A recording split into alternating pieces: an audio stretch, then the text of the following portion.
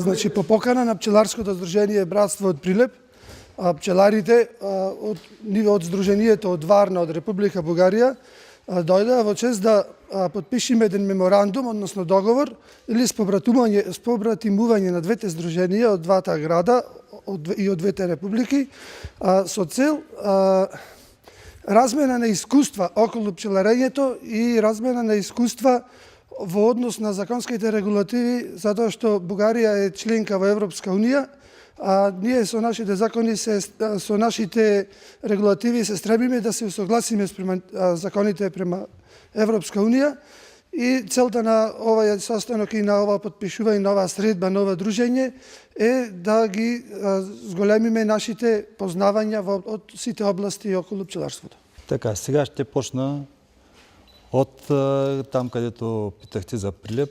Значи, нашето дружество във Варна е цяла Варненска област, не е само Варна. Съчетано е във Варна две дружества имаме и още 3-4 от самата област. Общо сме около 250 пчелара. Ние сме представители на цялата област, не само на град Варна. Целта на сближението е да обменим опит и пчеларите от Прилеп да могат да дойдат във Варна, когато при нас се правят такива, как се нарича, като фестивал, където идват цяла Европа.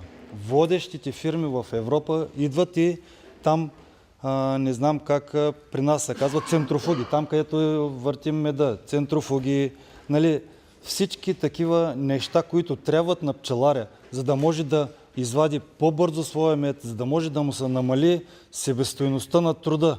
С по-малко труд да вади повече мед. Нали, идваме да обменим нашия опит. Ние снощи говорихме с председателя. При вас много малко мед се вади от един кошер. Значи, това значи, че много труд за малко продукция.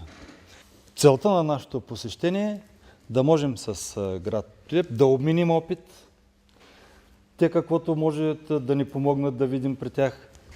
Ние каквото можем да сме си полезни. Това е целта на цялото занятие. И да се уважаваме като комшии, деца казва,